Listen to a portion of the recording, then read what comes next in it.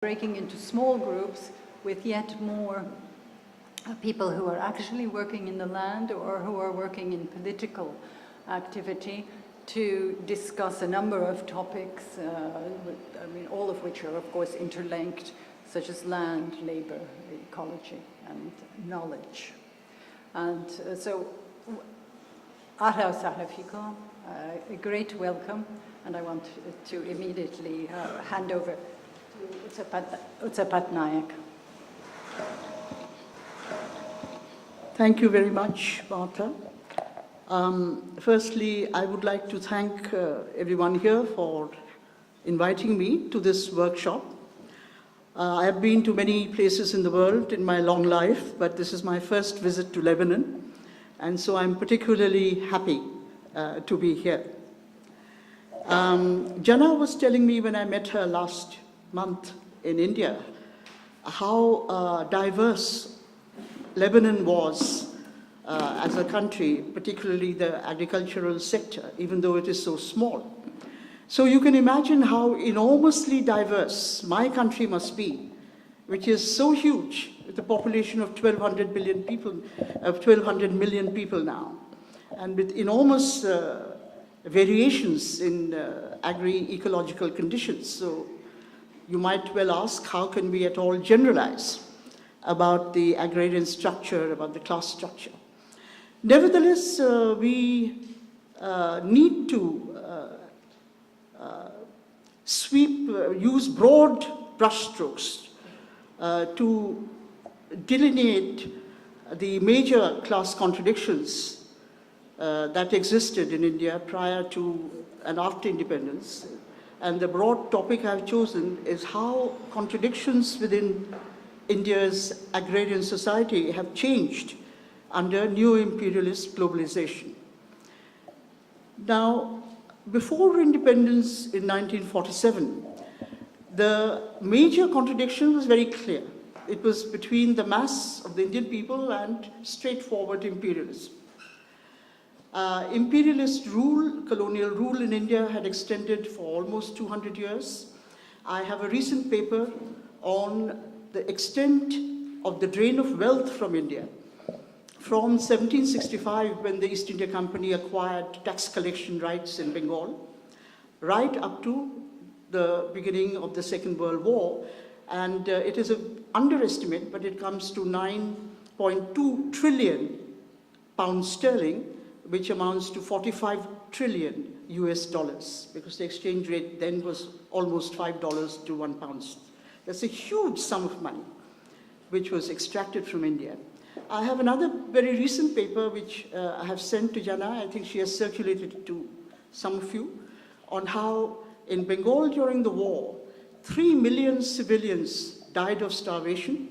And this was entirely because of a managed inflation in order to raise resources from the Indian people.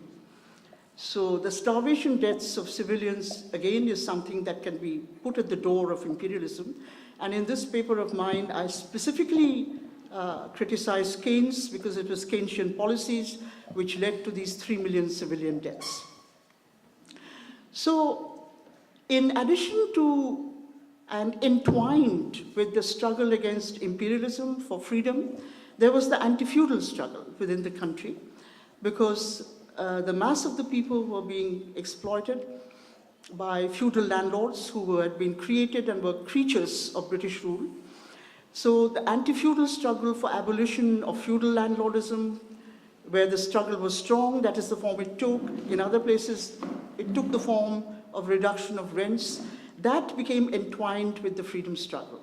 And when freedom finally came in 1947, the policies which were followed by the then government, headed by the Congress Party and by Jawaharlal Nehru, for a long 40 years, India had those policies, let us say from 1950 right up to 1990 or so, which is a longer period than most newly independent countries have enjoyed. Particularly in Africa, the period was much shorter, usually 15 years, 20 years at most, before we had the re-emergence of a new form of imperialist dominance through neoliberal economic reforms, which for me are identical, that is the reforms and the phase of globalization is really identical with new imperialism.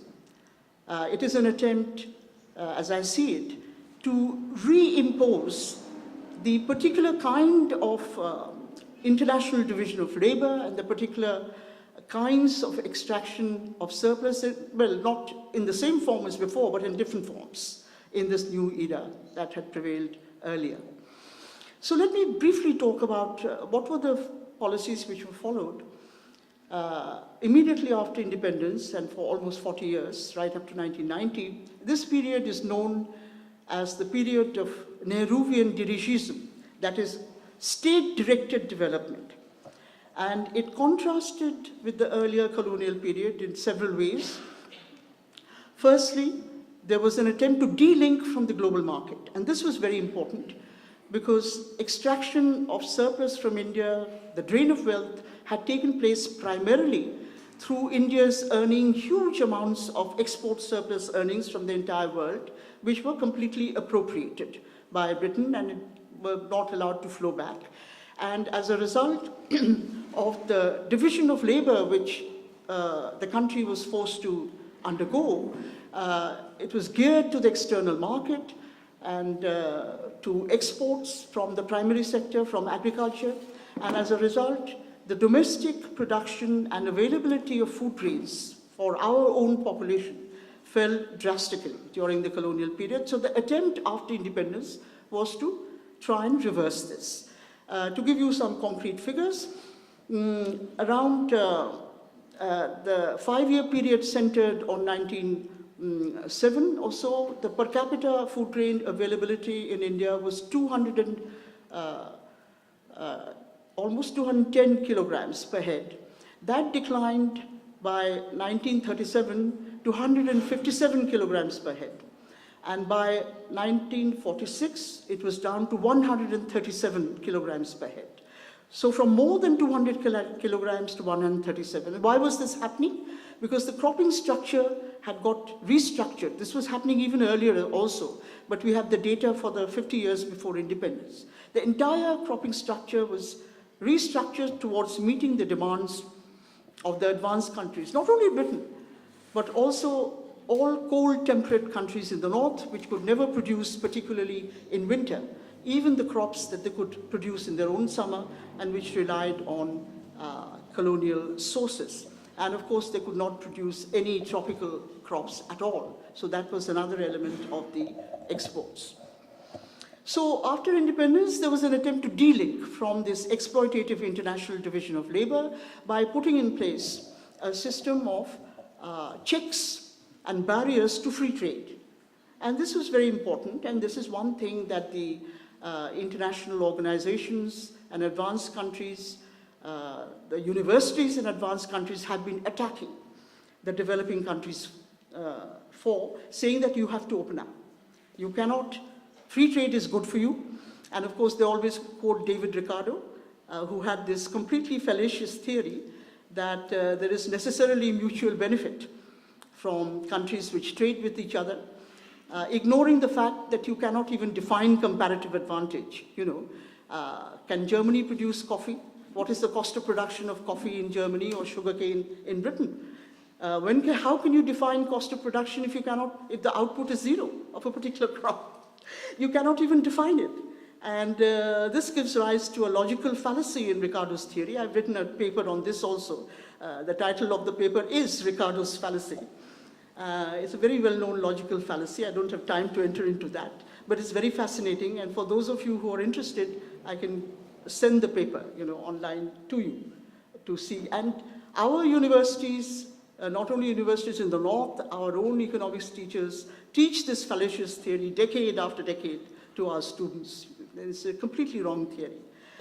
And this de-linking from the global market is what has been consistently attacked under neoliberal reforms, that you're foolish to de-link from the global market will benefit you.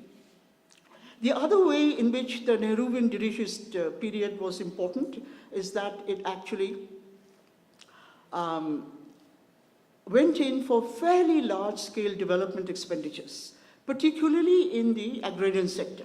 So some types of investment, of course, can only be undertaken on a large scale by the government. No matter how rich a farmer is, you cannot really build even small-scale dams and so on. So irrigation investment was very important. Additionally, the state also spent quite a lot on rural development. It privileged small-scale industry. It gave credit on easier terms to farmers and to small-scale enterprises, recognizing that farmers had been exploited for so long and they needed credit in order to carry on their operations without falling again into the trap of usurious interest rates charged by the village moneylenders. The failure really lay, as far as the Nehruvian strategy was concerned, in the sphere of land reform. Even though land redistribution and radical land redistribution is something that had been promised to the peasantry by the Congress before independence, because it wanted the support of the peasantry, of course. In actual practice, even though India has had a very large mass of land reform laws, in actual practice, the landed proprietors got around the laws in various ways. And I estimate that by the 1970s, despite the implementation of these laws, it was a kind of top-down legal process through which land reform was done, not a bottom-up process arising from people's movements. In fact, the people's movements in Telangana, the Telangana armed struggle, the Tebhaga struggle in undivided Bengal, these were all militarily suppressed. So you had a top-down legalistic kind of land reform, and only about 1/8 of the total owned area was redistributed. And this contrasts very sharply with the situation in China, which of course had a revolutionary upsurge, and the peasantry was very important in that. In China, Victor Lippert in his book estimates that 46% of total owned area was actually redistributed to the landless and land poor. And the landlords as a class ceased to exist. They were basically expropriated, which did not actually happen in India. On the contrary, our landlords were compensated for whatever land was taken over by the government. They were compensated mainly in bonds and partly in cash. And who were asked to finance this compensation? Well, the ordinary peasants, the tenants of the landlords, who now became, as it were, the tenants of the state. So they were taxed in order to finance the compensation to the landlords. But in spite of this very restricted measure of land reform, you did have some redistribution, and you did have a situation where the traditional feudal landlords started to change their character, because encouragement was given in the laws to stop cultivating with tenant labor. Tenants were given some rights. If they could show that they had been cultivating tenanted land for, it's varied from state to state, for 9 years to 12 years, then they could claim ownership right on their tenanted land. So there was a sort of impetus given to the landowners to stop cultivating through tenants, but all they did was to switch over to cultivating through laborers, wage-paid laborers. Very often the old tenants were evicted, and then they were re-employed as wage-paid laborers. So it was a very kind of mixed picture, and I would say that that has been the major failure of the 40 years of dirigism. But there were some positive aspects also in this period. I'm mentioning this because this is what has been rolled back under globalization. So we have to know what was put in place, what was rolled back. One very important thing was price stabilization measures. Because earlier, the farmers were completely exposed to, global price volatility, and global prices go up and they go down. And small farmers simply can't take that kind of volatility. But India was kept compulsorily a completely open economy. At the same time that Britain protected itself. So price stabilization for farmers is very important, because unlike any other branch of production, as you know, a farmer faces output uncertainty. You may put in all your inputs, you can put in the labor, everything, but you're never sure of getting exactly the output that you expect because it is dependent on the weather. And that you can't control. So there is always output uncertainty.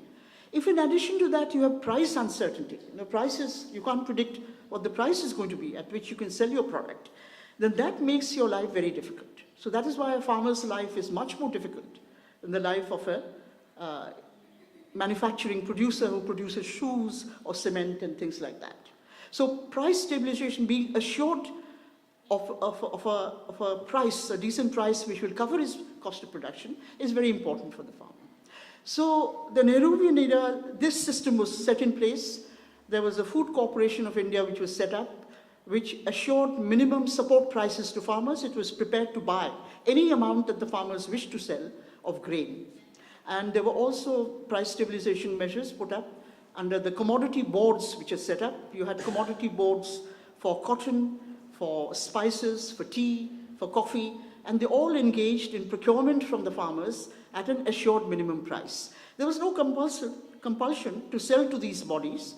If the farmer thought he could get a better market price, he was free to do so. But if the market price fell for any reason, then he had the option of getting a higher price by selling to these government bodies. And that was, I think, very, very important, and that is why you don't hear of farmer suicides taking place before the 1990s in India.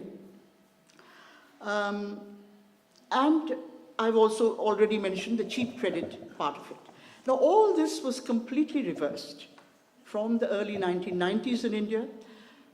These policies had already been reversed in Latin American countries much earlier, by the 1980s.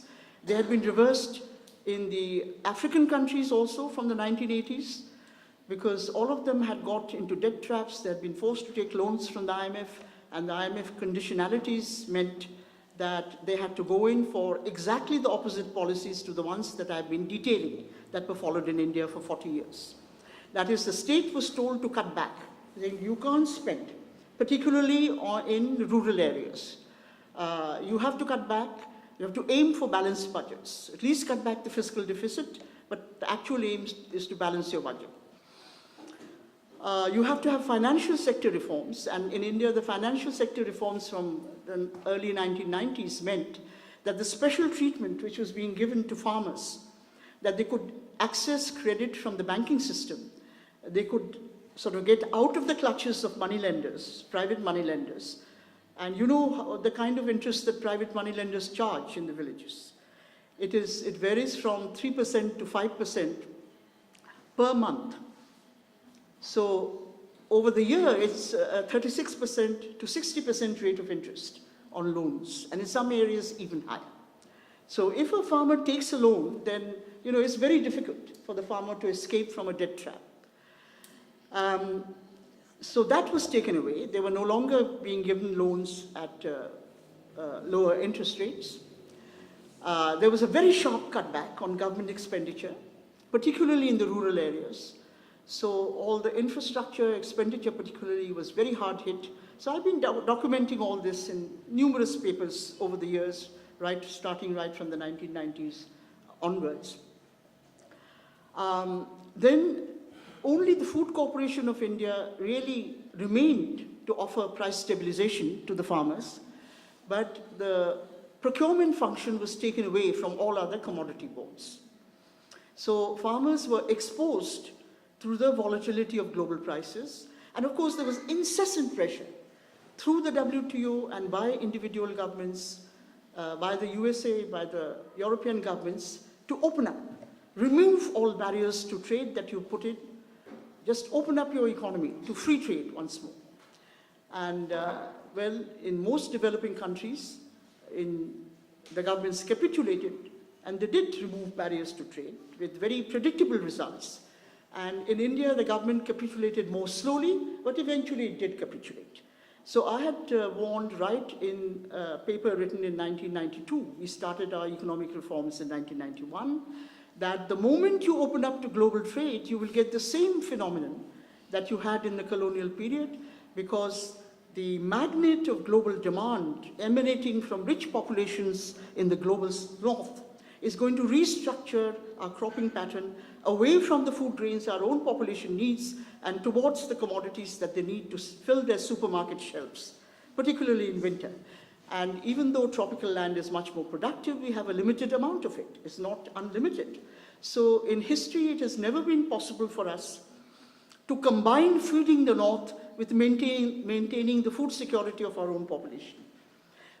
During the 40 years of protection of our farmers from these global pulls, we had very painfully clawed our way back to a per capita food grain availability of around 185 kilograms. It was still lower than what we had at the beginning of the century, but when it was more than 200 kilograms. But we had clawed ourselves back from 146 kilograms to around 185 kilograms before the reforms kicked in. And what I predicted did come true, because by now, by today, we are in India is right at the bottom.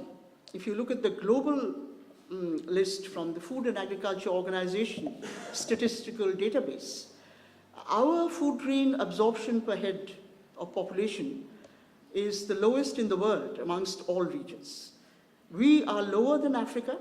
Ours is 176 kilograms for all purposes, not just food, but some amount of grain goes to feed animals, some amount is processed, some amount goes for industrial use in every country, in Lebanon also. So ours is 176 kilograms per head. In Africa as a whole, it's 212 kilograms per head. In Africa it is 225 or 26 kilograms per head. The least developed countries are higher than us at 212 kilograms per head. You see, I have these numbers by heart because I've been looking at them for so long. And I don't know what it is in Lebanon. I should have looked it up. I did not before coming, otherwise I could have given it to you. But the middle income countries generally have around 300, China around 350 or so kilograms, far, almost double India's food grain absorption. European countries between 500 to 600 kilograms per head. And the United States has 1,300 kilograms per head absorption of grain per capita. It's just amazing what opening up to global trade has done. It has destroyed our food security system in the last 25 to 30 years, more or less completely. And it will be really very, very difficult for us to again claw our way back to some kind of reasonable level of nutrition. By the way, none of your financial journals or newspapers or the television programs will tell you anything on this. Neither will any book which emanates from the global north, from universities in the global north. They simply ignore all this. They're not concerned with what is happening to hunger in the global south. And I also have a very detailed critique of poverty estimates that the Indian Planning Commission has been making and which the World Bank has been making, because if you look at the World Development Report, you will see that they give you poverty estimates for every country in the world which gives them data. And they have been claiming that there's been massive poverty reduction. And as you know, the poverty line is always based on a nutritional norm. It's based on a minimum level of energy intake per capita. What is the spending that will give a person this minimal level of nutritional intake? That is the definition of the poverty line. So, it is linked to nutrition. So obviously the nutritional intake has been declining in India, and India is not alone. It has been happening in every developing country which has gone in for neo-imperialist globalization, which has cut back on government spending, which has removed barriers to trade, which has removed price support for small producers or for producers generally. So when all this was happening, sometime about 12 years ago, I put forward a proposition in an article I published in the Marxist, which is the theoretical organ of one of the major communist party in India, CPIM. There are several, there's CPI, there's CPIM, there's CPI-ML, and there are all kinds of splinter Maoist groups who are struggling, undertaking armed struggles, so it can be quite puzzling for an outsider, But anyway, they asked me to write something, so I wrote this, and it created a lot of, what shall I say, utter consternation. because I said, look, with neo-imperialist globalization, the principal contradiction in our agrarian economy has now changed.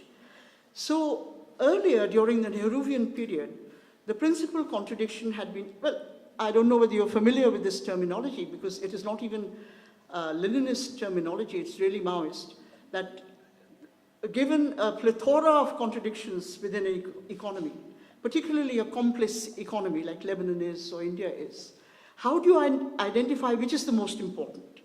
It doesn't mean that the other contradictions cease to be important or they cease to exist, but what is it that you have to focus at any given point of time? So that is why identifying the principal contradiction becomes very important. So the idea during the Nehruvian period within the left movement had been, well, the principal contradiction is really that between, in the agrarian sphere particularly, between the working peasantry and the landless laborers on the one hand, and the landlords turning capitalists, who they called capitalist landlords, including the rich peasantry who were also turning in a capitalist direction. So the rich peasantry were thought of very much as belonging to the other camp, from that of the landless wage-paid laborers or the poor peasantry or even the middle peasantry. Okay? So you had the rich peasantry and the landlords in one camp, and you had the rest of the working peasantry in the other, because the rich peasantry was supposed not to be putting in very much manual labor in cultivation anyway. They were rich because they employed hired labor. Now with this neoliberal policies and the attack on the agricultural sector, what we had was a tremendous fall in the incomes of not only, who were the people who were being hit, not only the laborers and the poor peasantry, who were always hit under any such regime, but even the rich peasantry saw a very sharp fall in their profitability. You had actually an inability to carry on reproduction. And they were beginning to cut back on their own investment. They were beginning to cut back even on employing labor, and particularly in the areas where export crops were important, because there was no longer any effective price support and there was an encouragement to export. You had the beginning of farmer suicides from about 1997 onwards. Now, why did this happen? Because farmers were told that, you know, no restrictions anymore, you can export anything you want. Global cotton prices were going up very fast from around up to about 1995, 96, they were rising in the global market. They were told you can export. So there was a huge expansion of cotton producing area. And since bank credit had been more or less withdrawn, it was done on the basis of money which was taken from private moneylenders at these exorbitant rates of interest that I mentioned earlier. But nobody told these farmers, and they included not only small farmers, but quite well-to-do farmers also, that look, the rise in global prices is temporary. Global prices go up for 3 or 4 years, they double, they treble, but then after that they crash again.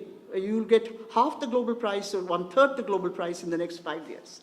So when the crash came, they were not prepared for it. And they found they could no longer repay their loans. And nobody was prepared to give them fresh loans so that they could roll over the loans and pay part of it back to the original moneylender but carry on production. So they got into this debt trap, and you know, they saw no way out except to kill themselves. The extreme measure. And this was completely public policy induced. It didn't happen by itself. It happened because of these policies which had removed earlier protection to our farmers. Okay. But by the way, most economists in my country at that time had fallen for all this rubbish which was being said about benefits of free trade, and they did not see the danger coming at all. I don't think anybody saw this coming. From 1997 right up to now, there have been more than 300,000 farmer suicides, the majority of these being debt-driven. And many of you have read something about it, because when it went on and on and on without stopping, it has even percolated down to the international media to some extent, but nobody tells you the real reason. That the farmer suicide would stop tomorrow if, in fact, the state gave price support. So for a brief while in Kerala, yeah, I'm just winding up, but you know, Martha, you went on for 15 minutes, and I've spoken only for half an hour. So I'm going to take another 10, 15 minutes. I'm not going to listen to you until I've talked about what is happening in the current situation, all right? I'm sorry, but I think it's important for people to get a hang of what neo-imperialist globalization is all about. Because I'm very disciplined. As a teacher, I've had to put my thoughts into 50-minute slots. So I know exactly how long I've been speaking, and I've got my watch in front of me, all right? Yeah, so in this, this paper, which I wrote 12 years ago, I said that, look, we have to rethink what the principal contradiction is. Now it is the whole of the Indian peasantry, including the rich peasantry, not excluding them, against neo-imperialist globalization. So you have to include the rich peasantry in your struggles, all right? And this caused a tremendous amount of, soul searching, and people said, no, no, you're wrong, because they are so used to following formulae. And within the left movement, there is a very strong resistance to changing. Once you get hold of a formula, people just tend to stick to it, and there's a very strong resistance to changing it, even when the objective situation has changed so much. But regardless of what the official theoreticians of the left have thought or not thought, I'm not an official theoretician. I'm regarded as a kind of renegade, by the way, both myself and my husband. Okay? Objective reality is forcing a change in the thinking, because peasant movements now have come up in a very big way in India. And that is the hopeful sign. You see, they first came up, the peasant resistance movements, to a process of primitive accumulation which has started in our country, roughly about 10 to 15 years back. Now, by primitive accumulation, I simply mean land grabbing, all right? Land grabbing, it started with the state, as it were, trying to set up special economic zones, following the Chinese model, and acquiring land, vast tracts of land from the peasantry with inadequate compensation. So the resistance against that grew from about 15 years ago in different parts of the country. It also involved the state acquiring land in the guise of so-called development, of setting up industrial plants and so on, but actually that land was acquired from the peasantry, and more or less forcibly acquired in most places, because the peasantry had not got used to organizing and resisting in the initial stages. It was really to benefit the real estate tycoons, the corporate sector, which was engaging in land grabbing, which wanted cheap land, facilitated by the government in order to cash in on the real estate boom. Now, this is one aspect of it that peasant movements have been resisting. The other part is that foreign companies were allowed to set up ports, like the Korean company, a very large Korean conglomerate, was given land in coastal Orissa to develop a port so that it could take out iron ore. You know, that part of eastern India is very rich in mineral deposits, so it could export iron ore directly to Korea. So the local farmers there have had a very successful agitation, and they have stopped the construction of that port, and they've stopped the extraction for the purpose of export. Now, what is also happening is that within the agricultural population itself, because of the agrarian crisis, because of the attack on the livelihoods of farmers, including of the rich peasants, we have had a transfer of owned land going on from the peasantry to the top 5% of landowners. The top 5%, because it's loss of land against debt, top 5% now account for around 46% of total owned area in India, which is a very high level of concentration. And these top 5% are not just engaged in agricultural production. They have so much money that they have, real estate in the towns, they own cinema halls, they own petrol pumps, they own industry and so on. So they're really integrated with the urban, as it were, real estate and manufacturing sector. They're not pure agrarian landlords of the old type, anymore. So with this loss of land, loss of livelihoods, again, the peasantry is now on the move, and there have been a very large number of very huge demonstrations, people marching all the way to the capital, which has not been covered by the media, because the media in India is corporate-owned. And virtually all the newspapers, virtually all, and the television channels have blocked it out. So this is not news that you get internationally. On November 29th and 30th, yet another very large farmers' rally, one ended in September, yet another very large farmers' rally is being planned, in which they expect more than 100,000, hopefully up to 200,000 farmers to be marching on the capital to press for their demands, which include, an end to land acquisition, which include decent prices, which cover their cost of production and allow a livelihood to farmers. And these are not just these are, as it were, movements which represent the kind of all-in unity that I was talking about as much as 12 years ago when everyone said, no, this is all wrong. But that is what we find in practice happening. Because there are agricultural laborers' unions, there are poor peasant and small peasant farmers' unions. There are also unions which are basically rich peasant in nature. They have all come together now in a united struggle, because the situation has become so very, very bad that even the peasantry, which is very long-suffering and which takes a very long time to get moving, has had enough, I think, in my country. Okay, thank you very much. Thank you very much.